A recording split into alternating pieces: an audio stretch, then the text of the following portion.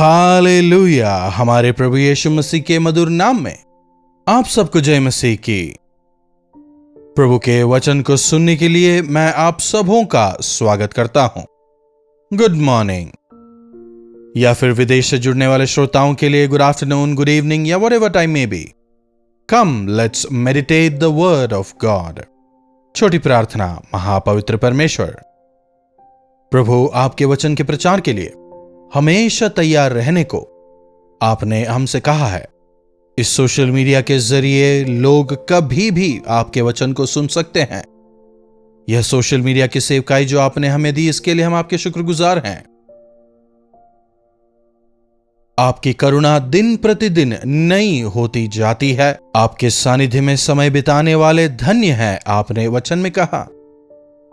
एक बार फिर से अपने वचन द्वारा हमसे बात करें, यीशु के नाम से प्रार्थना मांगते हैं, आमीन। प्रभु की महिमा हो। क्या आज आपने बाइबल पढ़ा? क्या प्रार्थना की? हर रोज प्रभु के साथ अपने दिन की शुरुआत करिएगा।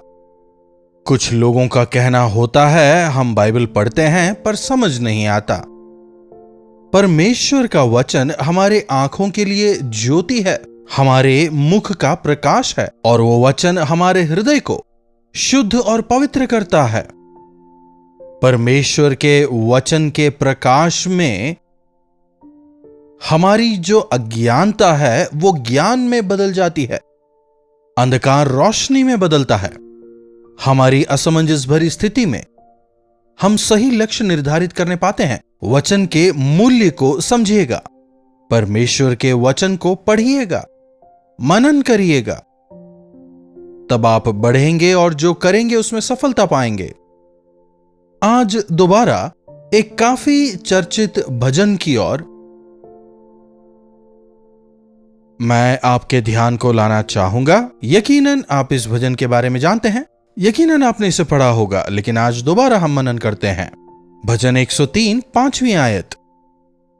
वे ही तो तेरी लालसा को उत्तम पदार्थों से तृप्त करते हैं, जिससे तेरी जवानी उकाब की नाई नई हो जाती है। जिससे तेरी जवानी उकाब की नाई नई हो जाती है। जब परमेश्वर के वचन के साथ हम समय बिताते हैं, हम बलवंत होते हैं, हम शांति पाते हैं। एक और जगह दाऊद कहता है, आपका वचन मुझे जीवित रखता है। परमेश्वर का वचन हमें रिफ्रेश करता है, हमें रिन्यू करता है, नया बनाता है।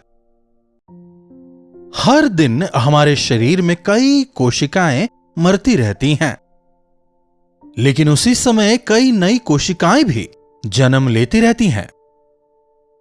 समझ रहे हैं?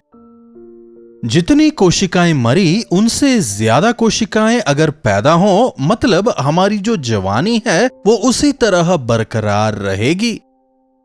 लेकिन आज मनुष्य ने अपने आप को वरीज से लाद लिया है, काफी हरी में है, हर कुछ ही करी खा लेते हैं, मतलब हर कुछ ही खा लेते हैं, हर बात को लेकर चिंतित हो जाते हैं, है कि नहीं? हर एक बात में प्रभु की कृपा खोजने के बजाय चिंतित होकर बैठे रहते हैं, निराश हो जाते हैं, और उस चिंता की वजह से शरीर में और अधिक डैमेज होता है। यह निराशा जो है हमारे शरीर को डायरेक्टली इफेक्ट करता है। अगर कोई पतला होता है तो आपने सुना होगा ना, लोग पूछते हैं क्यों, क्या हो गया, क्या परेशानी है कि नहीं? जो कोई अपने सिचुएशन के बारे में सोच सोचकर परेशान होते हैं, चिंतित होते हैं। कुछ लोग तो ऐसे भी हैं, कल शायद कोई चिंता आए ऐसा सोचकर वे आज ही परेशान हो जाते हैं। ऐसों की जिंदगी बहुत कठिन होती है। लेकिन वचन कहता है, जो यहोवा पर भरोसा रखते हैं वे नया बल प्राप्त करेंगे। उन चिंताओं को प्रभु के सामने रखकर जो प्रभु की कृपा की खोज करते हैं, वे नया बल प्राप्त करते हैं। ऐसे लोगों की जवानी उकाब की नाई नई होती जाती है। आपकी लालसाओं को वे उत्तम पदार्थों से तृप्त करते हैं। उकाब की जवानी सा, उकाब जो है करीब 60-70 साल जीवित रहता है, कभी कभी उससे भी ज्यादा साल ही जीवित रहता है। लेकिन करीब 40-50 की उम्र के आसपास उसके जो पंख हैं वे पंख गिरने लगते हैं, उसके बाल गिरने लगते हैं, उसकी नाक घिसने लगती है। उस दौरान वो ऊंचे पहाड़ पर जाकर कुछ समय उस ऊंचाई पर यूं ही बैठकर वो इंतजार करता है। अपनी स्थिति को देखकर मानो वो परमेश्वर से विनती कर रहा है और उस पहाड़ पर बैठकर इंतजार कर रहा है। और उस दौरान उसके बाल गिर जाते हैं, नाखून घिस जाते हैं, उसकी नाक घिस जाती है, और फिर धीरे धीरे कर जो कुछ उसने खोया, नई नाक, नए नाखून, नए बाल, सब कुछ नया हो जाता है। हमारे साथ भी यह होता है, लेकिन हम इस पर गौर नहीं करते। क्या आप अपने नाखून काटते हैं? नाखून जब हम काटते हैं हमें लगता है वो यहां से बढ़ते हैं। नहीं, यहां नहीं, यह आगे की ओर नहीं बढ़ता, लेकिन पीछे से बढ़ता है। हमारा जो पुराना नाखून है वो जाता रहता है और नया नाखून आता है। कुछ लोगों में यह प्रक्रिया जो है वह अच्छी तरह से नहीं होती। इसका मतलब है उनमें विटामिन्स की कमी है। चमड़ी को देखिए, समय समय पर वो अपने आप को रिपेयर करती रहती है, ना केवल चमड़ी बल्कि शरीर के कई सारे अंग। इसलिए कहते हैं कि 6-7 घंटे की नींद काफी आवश्यक है। जब हम सोते हैं हमारे शरीर के अंदर कई तरह के प्रोसेसेस वगैरह होते रहते हैं। एक तरह से हमारे अंग अपने आप को रिपेयर करते हैं, इसलिए जब हम सोकर उठते हैं हम फ्रेश होते हैं। इसी प्रकार यदि हम परमेश्वर की बाट जो हैं तो ना केवल शारीरिक तौर पर बल्कि आत्मिक तौर पर भी नए किए जाएंगे। तमाम चीजों में हम आशीषित होंगे। हर चीज के लिए समय है, लेकिन परमेश्वर के साथ बिताने के लिए समय नहीं होता। यहोवा की बाट जोहने वाले बस का इंतजार करते हैं, इंटरव्यूज का इंतजार करते हैं, सैलरी का इंतजार करते हैं, जीवन में कितनी ही चीजों का हम इंतजार करते हैं, लेकिन कितना समय हम परमेश्वर की बाट जोहते हैं?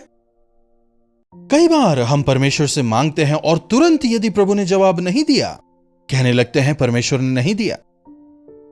बीते दिनों में हमने मनन किया था, परमेश्वर का अदृश्य हाथ हमें तैयार कर रहा होता है। आपने जो मांगा वे भूल नहीं गए, लेकिन उसे तैयार कर रहे हैं। लेकिन विडंबना देखिए, हम उनका इंतजार नहीं करते। हम चिंतित हो जाते हैं, व्याकुल हो जाते हैं, व्यग्र हो जाते हैं। इसलिए प्रभु कहते हैं वे आपकी लालसा को उत्तम पदार्थों से तृप्त करेंगे, जिससे आपकी जवानी उकाब की नाई नई होती जाएगी। अगर हम परमेश्वर की भलाइयों को याद करेंगे तो संतुष्ट रहने पाएंगे। अगर आप संतुष्ट रहने पाएं तो नया बल प्राप्त करेंगे, नई सामर्थ्य को प्राप्त करेंगे। तृप्त रहें, संतुष्ट रहें।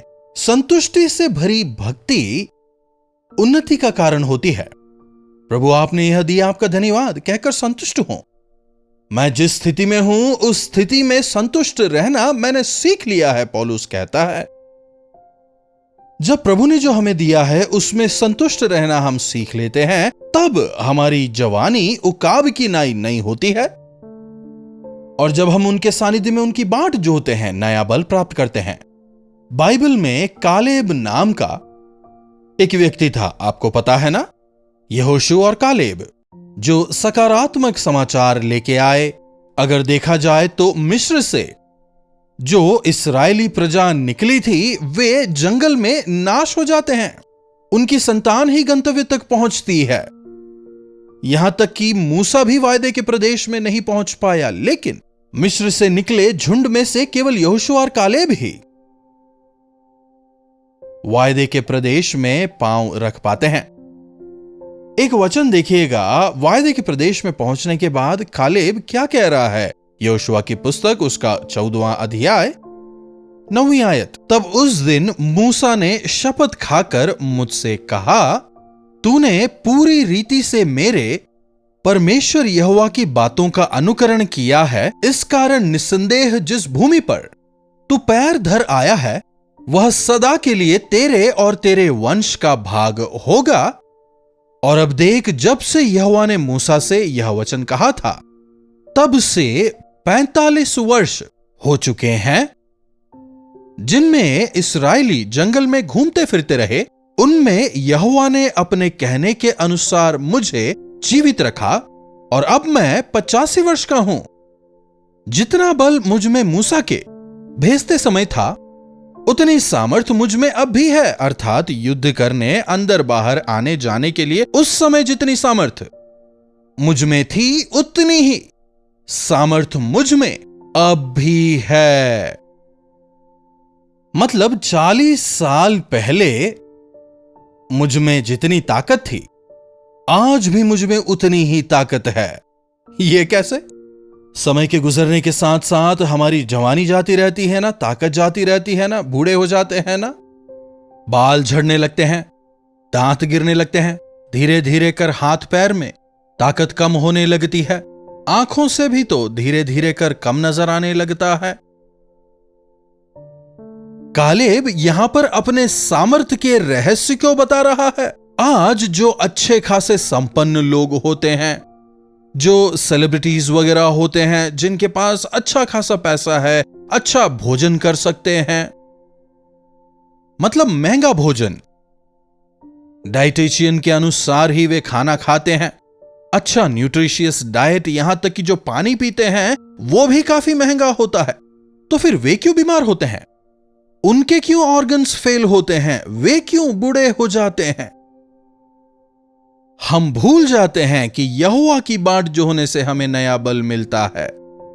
यह भोजन से मिलने वाली ताकत नहीं, बाहरी तौर पर आपको तंदुरुस्त और सामर्थ्य देने वाली नहीं, बल्कि अंदर से आपको सामर्थ्य देती है। यदि आप दिल की गहराई से प्रभु से प्रेम करें, यदि आपके हृदय में प्रभु हो, यदि अपने हृदय को पूरी तरह प्रभु के हाथों में सौंपें, अपने हर एक काम को उनकी इच्छा अनुसार करें, प्रभु आपको नया बल देंगे, डबल सामर्थ्य देंगे। 40 साल की उम्र में मुझ में जितनी ताकत थी, आज मैं 85 साल का हो गया हूं, उतनी ही ताकत मुझ में आज भी है। 40 साल की उम्र में एक व्यक्ति में जितनी सामर्थ्य होती है, 85 साल की उम्र में भी कालेब में ऐसी ही सामर्थ्य थी। यह कैसे हुआ? यह कोई विटामिन सप्लीमेंट्स लेने के द्वारा या फिर डाइट कंट्रोल करने के द्वारा कालेब में यह नहीं हुआ था। परमेश्वर के लिए जिए, वे आपको नई सामर्थ्य देंगे, नई ताकत देंगे। मेरे जीवन में भी मैंने यह अनुभव किया है। 30 साल की उम्र में मुझ में प्रभु की सेवा करने की जितनी इच्छा थी, आज भी उतनी ही इच्छा है। घंटों घंटों खड़े रह सकता हूं, दिन भर एक ही बार खाना खा के रह सकता हूं, आज भी कुछ भी खा सकता हूं, कहीं भी सो सकता हूं, कभी भी यात्रा कर सकता हूं। यह केवल परमेश्वर ही की दी हुई सामर्थ्य है। जब हम पहले उनके राज्य और धर्म की खोज करते हैं, जब पूर्ण मन से उनका अनुकरण करते हैं, प्रभु नई सामर्थ्य देते हैं। आपकी लालसाओं को उत्तम पदार्थों से वे तृप्त करते हैं, जिससे आपकी जवानी उकाब की नाई नहीं हो जाती है। विभिन्न बातों को लेकर चिंता करने के बजाय उस समय का सदुपयोग करें, उस समय को प्रभु के साथ गुजारें, वचन में गुजारें, प्रार्थना में गुजारें। बैठकर इधर उधर की बातों को सोचकर चिंतित होने के बजाय प्रभु की महिमा के लिए उस समय का इस्तेमाल करें, अपने जीवन में आशीष पाएं। मेरे नाम से अगर कोई किसी को ठंडा पानी भी पिलाए तो उसका प्रतिफल पाएगा। जो कुछ भी आप प्रभु के लिए करें उसका प्रतिफल आप पाएंगे, प्रभु कहते हैं। प्रभु के लिए किए गए हर एक प्रयास को प्रभु स्वीकारते हैं और उसके 100 गुना प्रतिफल को वे आपको जरूर देंगे। वचन हमें बताता है। प्रभु से नए बल को प्राप्त करके प्रभु के लिए आगे बढ़ने की इच्छा मैं रखता हूं। आप मेरे लिए प्रार्थना करें। आप भी नए सामर्थ्य को, नए बल को, नई जवानी को प्राप्त करके प्रभु यीशु मसीह के गवाह होकर जीवन बिताएं। प्रार्थना। महापवित्र परमेश्वर, प्रभु आज दोबारा आपने अपने वचनों द्वारा हमसे बात की, हम आपके शुक्रगुजार हैं।